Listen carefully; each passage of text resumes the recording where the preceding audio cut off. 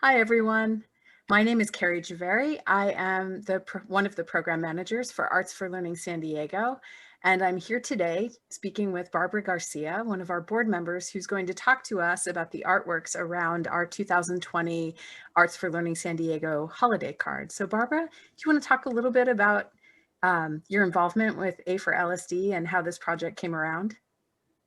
Yes. Hello, my name is Barbara Garcia, and I have the pleasure of being a board member with Arts for Learning.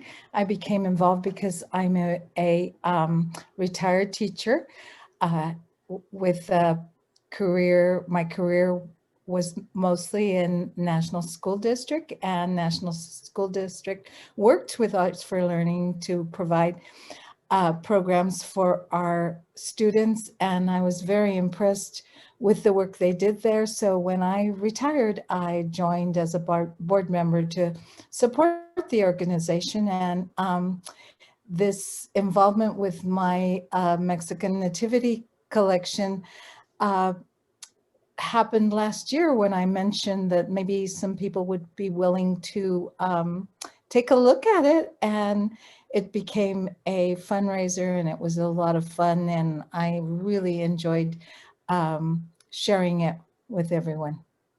We really enjoyed that event. It was a beautiful event. So since we can't gather in person this year, I feel like we're very lucky to be able to present this project virtually and share a little bit about the artworks that you'll see on our holiday cards. So let's get started. So I'm going to let you read the names of the artists. Your Spanish pronunciation is much better than mine. Okay, this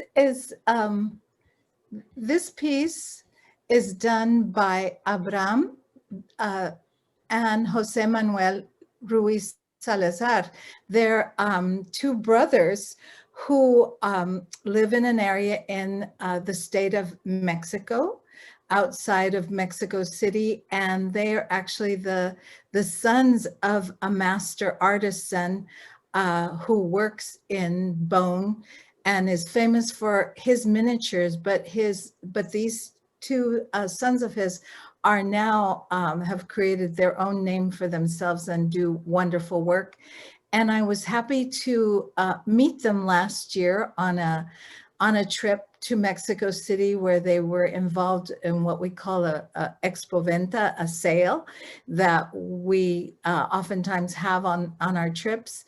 And I was happy to meet them, and I mentioned to them that I was a collector of nativities, and of course they graciously said they would be happy to uh, carve one for me, and this is how we began. We talked about just starting with the three uh, uh, pieces in the Holy Family, and currently they are making me three kings to be added this year. So it's they're really quite wonderful artisans.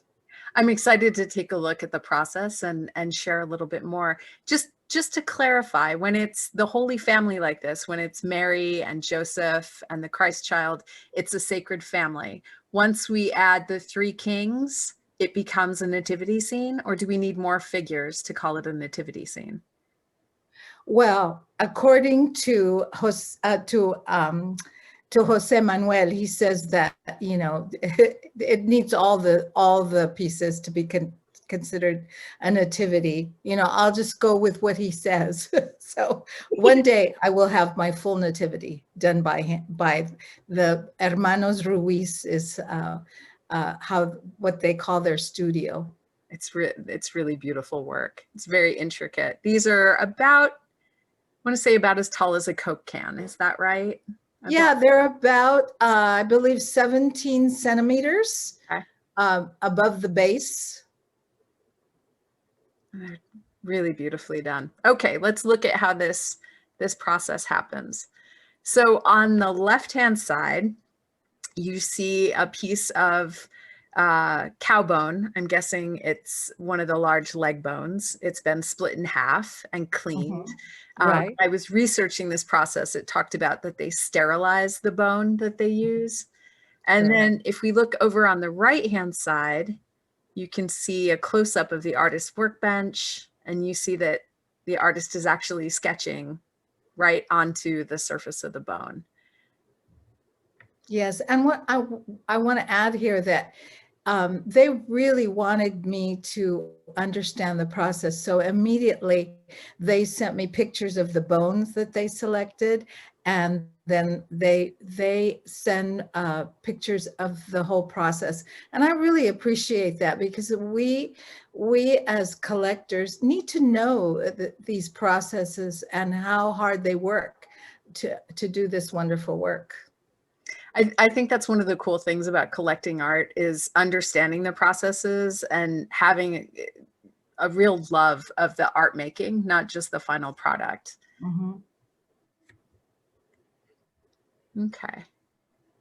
So I love this artist's bench, right? We've got his goggles off to the side. There's a plastic scorpion. There's assorted tools, his pen, another little carving that he's working on. But what I really like about this is the before and after. And so we see the sketch, the stars on Joseph's staff. And then we see, this is what we call a reductive practice, right? So carving away from something, taking away from the, in this case, the bone that you see.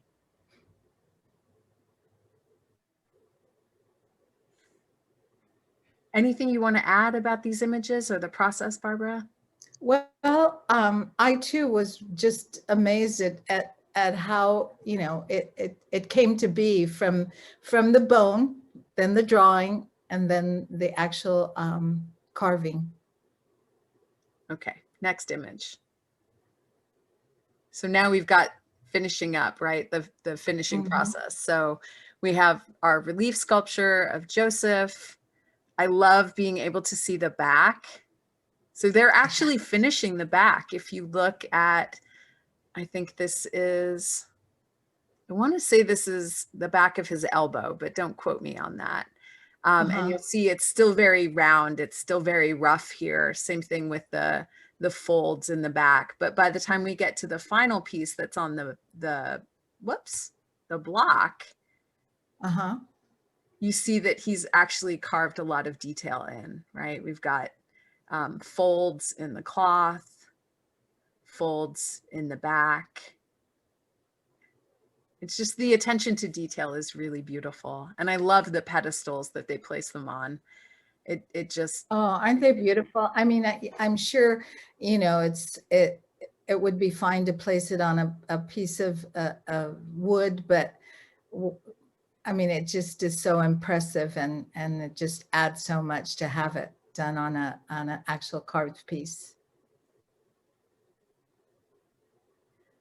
and then we didn't get to see this close up in the first image that we looked at, but here's an image of the Christ child. And I thought this was, I love this series. So we get a real sense of the scale of the Christ child. You know, that's a pencil that he's using to hold its head up.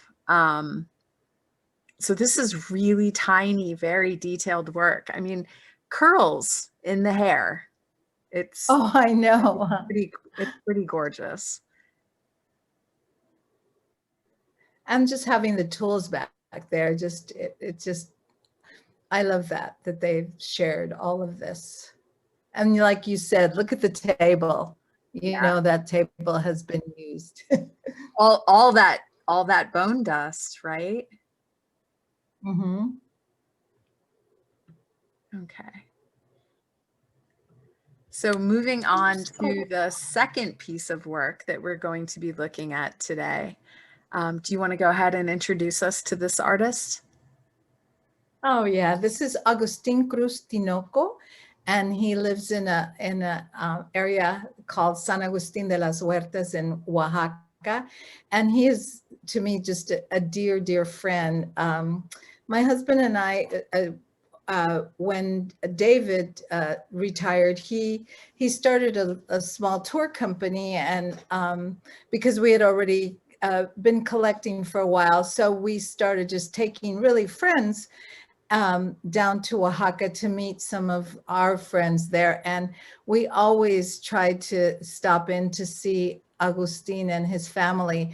And I have my first piece from him was a little car with the Holy Family, well, with the Nativity in it. It's really quite cute.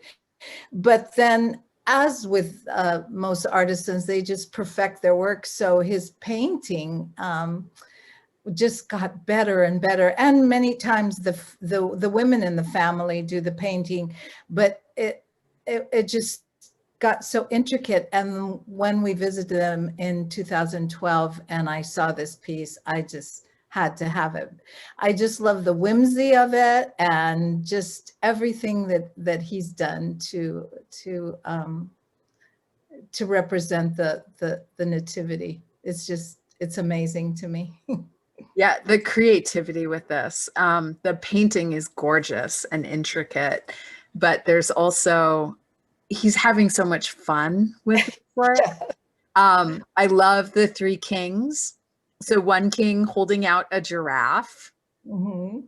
one king on the front of the plane actually holding up a dolphin. It looks like he's kissing the dolphin.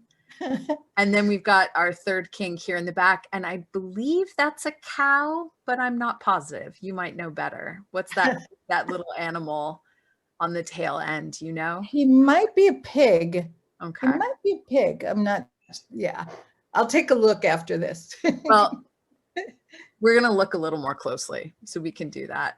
Some detail images. So I love this because you get a sense of the intricacy of the design, right? All of this here on the body of the plane. We're talking about, you know, a paintbrush that might have 4 or 5 hairs in it for something like these tiny little dots that we see decorating the sides of the plane. Huh, I might have made a mistake about that figure on the tail. That might not be a king at all. I think this is our third king. We couldn't see him on Right. the other side, and it looks like he's holding a deer. Yes, and I think the other character is a shepherd. Okay. So a pig would totally make sense. So we've got Joseph is in charge of this airplane. He's driving the bus, so to speak. Mary and the baby are right next to him. Let's see, we've got a detail of Mary and the baby. Oh, so cute. And this creature, this plane, it looks like something out of mythology. When I Mm-hmm. look at it, it makes me think of Mexican mythology. It's quite spectacular. So here's an image of Augustin. Agustin? Mm-hmm. Augustine actually starting a piece of artwork. I love the machete. So taking sort of carving big chunks of wood. This is probably not for super fine detail. But here he is in his workshop. Yeah, and he's a very nice man.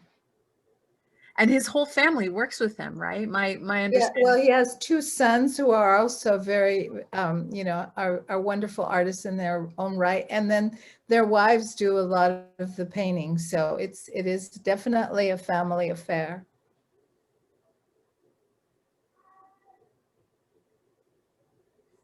And here we have some of the other details. So a different view of Mary and the Christ child. We can see all three of the kings. Well, part of a king over there on the side. Joseph, Right. Uh-huh. Mary, kings 1 and 2. And then I love these angels. So I he's know, I love the way that he was able to lift the plane up and give it that sense of being in the air, and then adding the angels at the bottom. It's just clever. yeah, it is. It's very clever the way he organized the artwork. I agree. It's really beautiful. Okay, moving on to our third artist. So this is Josefina Salvador de la Cruz, and I love this work. It is from San Agustin, Huapan, Guerrero, and I have been on a search for a nativity by this particular area for a long time, and we were fortunate enough to go to a contest, a concurso, a national contest of ceramics in the state of Jalisco back in 2017. And I saw this piece and it just spoke to me. I'd wanted a piece like this, but the name of the person was there, but with the piece, but I needed to know who this was. So I decided to go into an area where the artisans sell there's smaller wares. There's smaller wares. So I went in and I saw a woman standing there with actually another work that's comes from there called a reina, a queen, and I walked up to her and I spoke to her in Spanish and told her that I was looking for some help, and she kind of looked at me like she didn't understand me, and immediately who turned out to be her son came up and asked how he could help me, and I told him what I needed, and so they both walked back to where this nativity was, and it turns out that the lady who I spoke to was the artist of this particular piece. And the reason that she didn't answer me was that she only speaks Nahuatl and doesn't speak Spanish. So it was her son who helped me to know that it was her piece. And I just felt like it was serendipity that I walked into this room, I saw this woman, I spoke to her, and she is the author of this wonderful piece that I now own. So that's my story. And I did acquire this that day, but it turns out his wife made another one that I loved, and it had already sold, but that day I commissioned her to make me one, and I have one by his wife. So I like I said, I love the work. It's not always available, say in stores, which I rarely buy from, just because it comes from a very remote area up in the mountains of Guerrero, and they don't always have the ability to go to places where they can sell their wares. So I feel so fortunate to have both of these pieces. Let's look a little more closely. So here's a somewhat bigger image to give a sense of what the nativity looks like. So over on the right-hand side, the three kings, we have some of the animals from the barn. We have a shepherd who's holding a water jug. Just behind Joseph, here's Joseph. And just behind Joseph, we have an angel. And then, of course, Mary and the Christ child on the back of this donkey. I love how intricate this is, how beautifully painted it is. We'll look at some of the details a little more closely, but there's also a real beauty in the simplicity. You know, I we agree. have three colors. We have the ground color, the clay color, we have black glaze, and we have orange glaze, and that's it. And yet the artist is able to give these finely painted, you know, these scenes of village life that we'll look at a little more closely. It's really beautiful. Shall we keep going? Sure. So here is a detail of Mary and the Christ child. I love how the features, the ears, the mouth, the chin, the nose are done in orange, right? Very geometric shapes, lines, squiggles, but the composition broken down into these very simple shapes. And you can see on Mary's skirt, We have a cactus, and it looks like an agave, and then some farm workers. Yeah, he's probably working, yeah, working in the fields. It might be corn, because I've had them mention to me, he's out in the cornfield. um, yeah, it's just wonderful the way they portray their daily life in these works of art.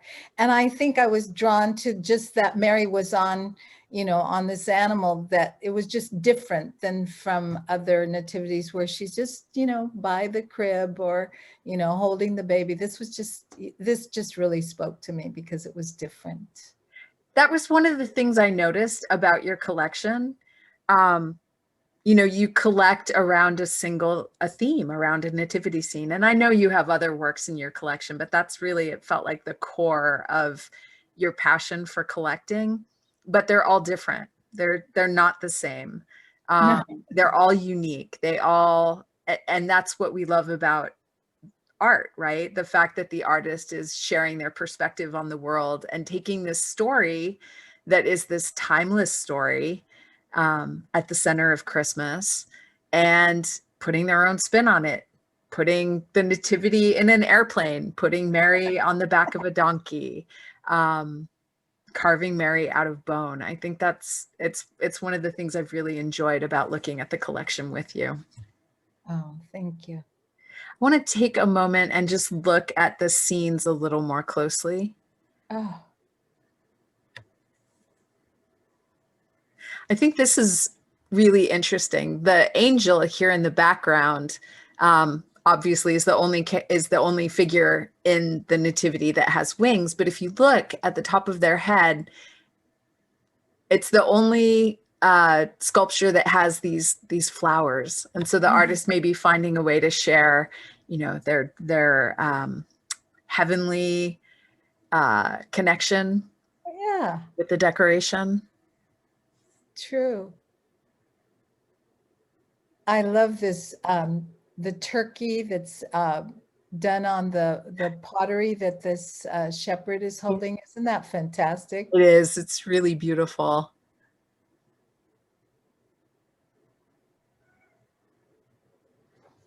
I love that the horse has eyebrows.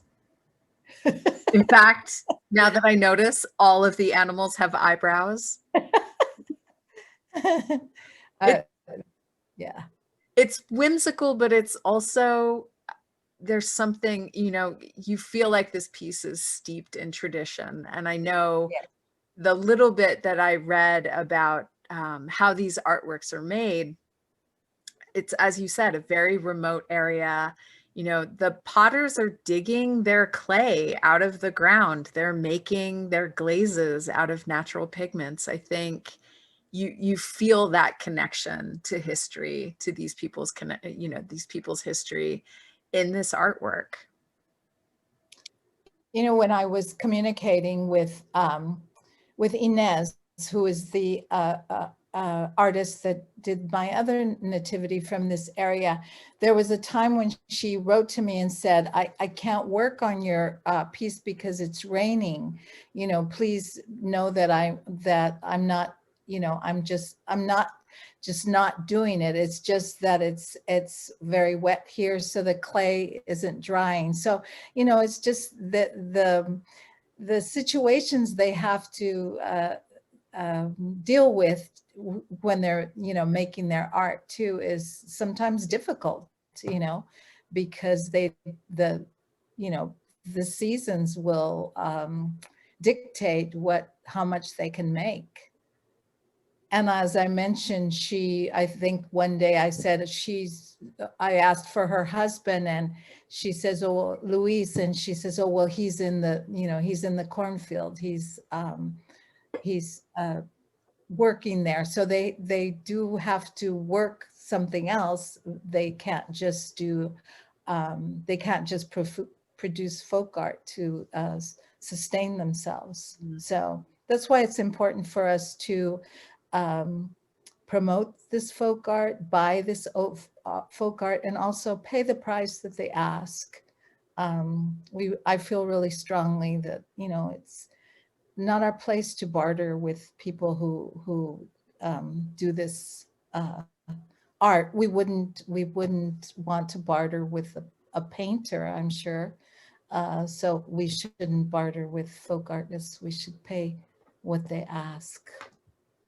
I think that's a really good point. So moving on, Okay. our fourth artwork. Okay, this brings back memories because this is a much earlier piece.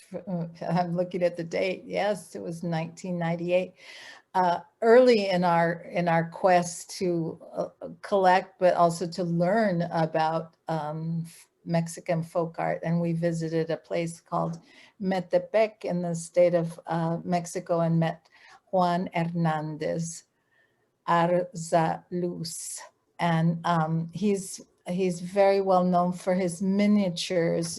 When we see this, we'll notice that it's not all, it's a bigger piece, and there's his miniature pieces incorporated in it. But like I said, I can't pass up unique pieces. So this was all about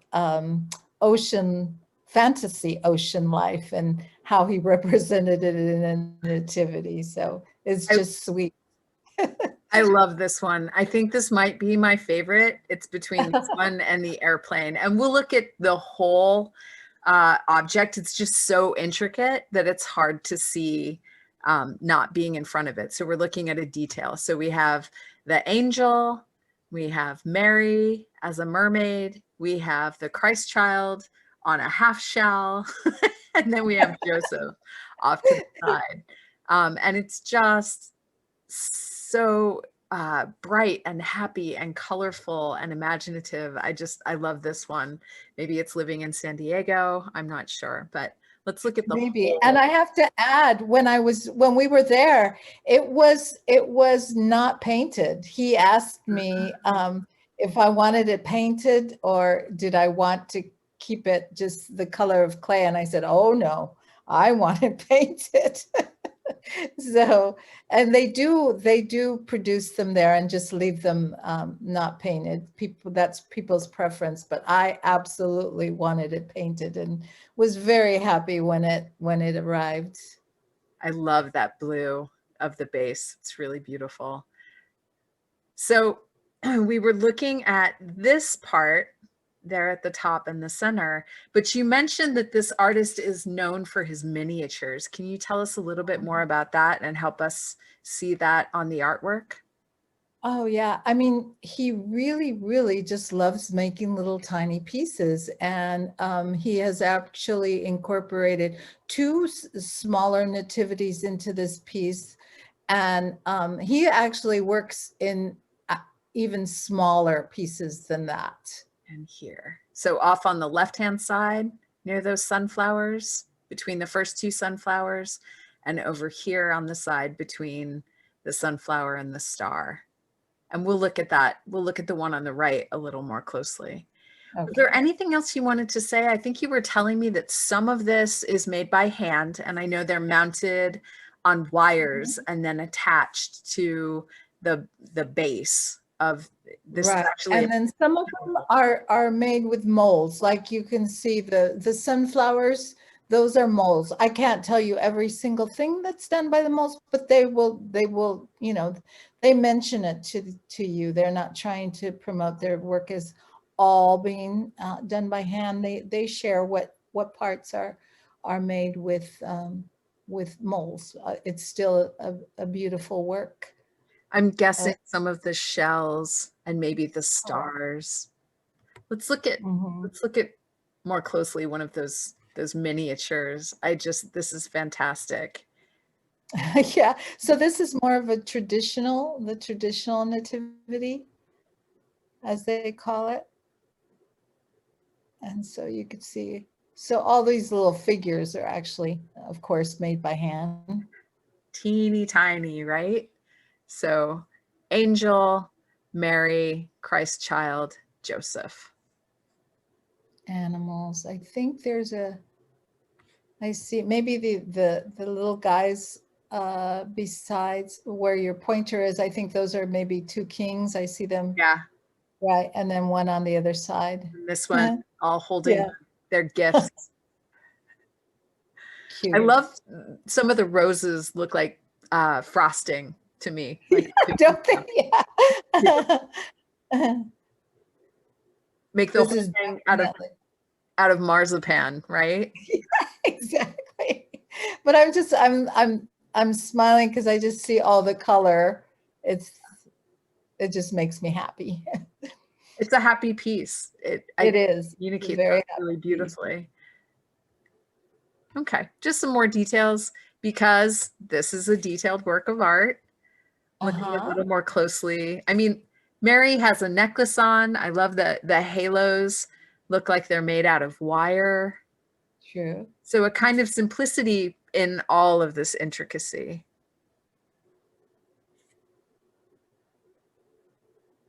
Yeah, I love this one. Okay. Last, but certainly not least, our bunny nativity or rabbit. Oh You yeah. want to tell us This about is those?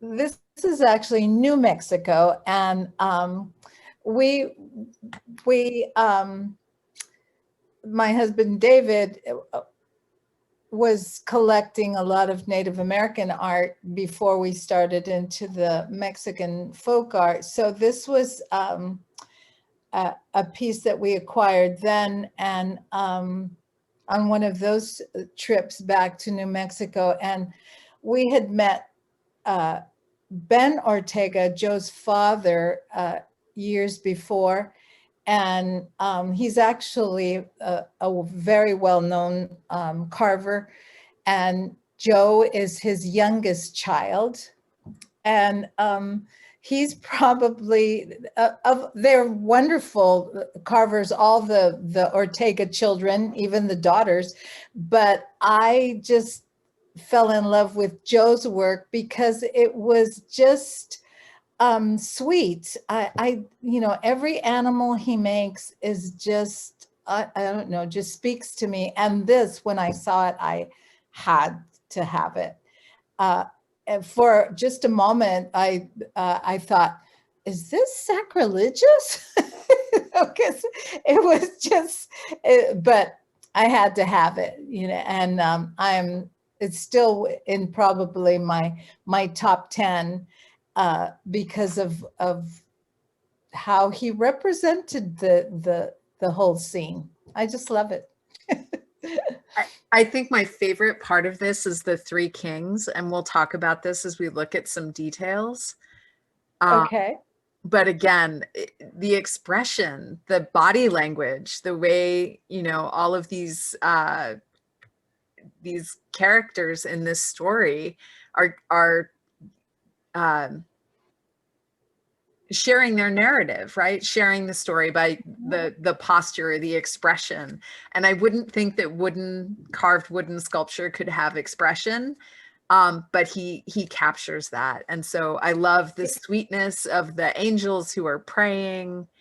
Oh, I know. I love Get that. the sense of this new mother responding to her child. And then the three kings who are just like, whoa, what is happening? Like it's the Christ child. And I love True. that. I just love that about this piece. So let's look a little more closely. So you can see in this one, I feel like you can get a very clear sense of those three kings in the purple Oh and the yeah. green and the red and how they're responding. I mean, their ears are blowing back, like they're just the way he's managed to communicate their expressions is really wonderful to me. Yeah, I love it. I absolutely love it. And I know Joe's probably still making wonderful things because he was when we bought it, he was very young, so he's still a young man to me. And his father, we actually would visit his father every year when we'd visit. For some reason, his dad, uh, he said David reminded him of a nephew who they had lost in the family. So he welcomed us like we were family every year. So it was a wonderful was always a wonderful destination to go visit the Ortega family. And they live in actually a community called Tesuque outside of Santa Fe. So we have some images of Joe There's Joe. working. And so collecting the collection of wood outside, seasoning, drying out, getting ready for carving. I love this image. You know, he's got this pile of potential figures. Don't know what they are quite yet, but they're ready to go. And then over on the right-hand side, I think they described this on the website as a treasure in among, you know, these are gnarled roots and bits of wood that he's collected. And I love this collection of treasures, right? All of the potential that's here in this space. Some sandpaper off the bottom, just, yeah, getting a sense of the ruggedness of this studio.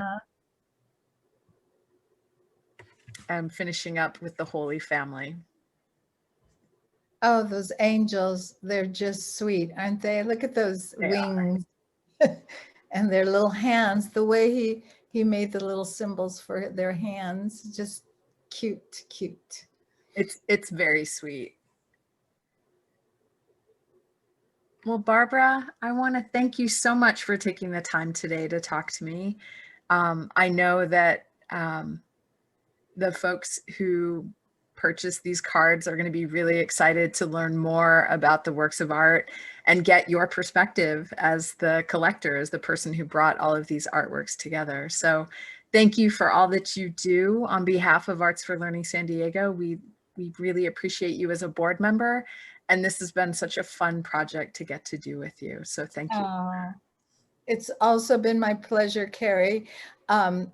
Brian, your husband, the photographer, was fabulous to work with, and he did such an excellent job. I just loved looking at these images. I mean, he really brought them to life for me, just with their brilliance and the setup. And it was so much fun that day. It really was. And I thank you and Arts for Learning for letting me do this with you.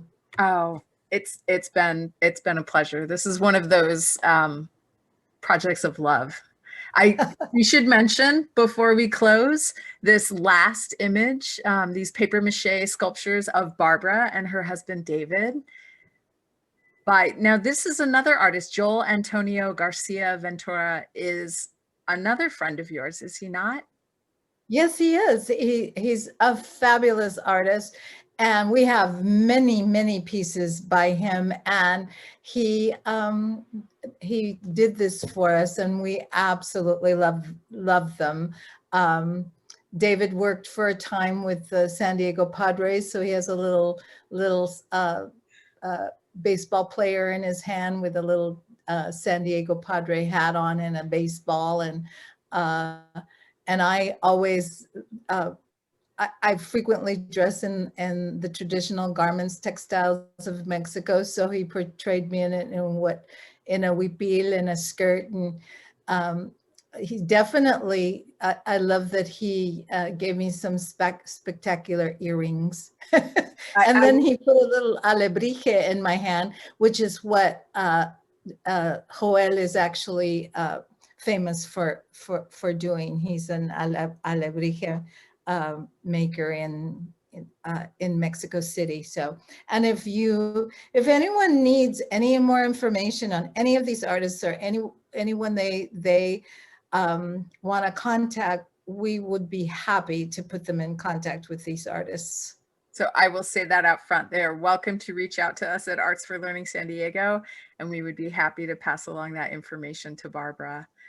Someday, Barbara, we're going to do a piece all around your Dia de los Muertos collection, because that's something I love. So I'm glad we could finish with this image. I love these two paper mache sculptures. I think they're just wonderful to close things out. So thank you again. Thank you, Carrie, for your time. Thank you to everyone for watching.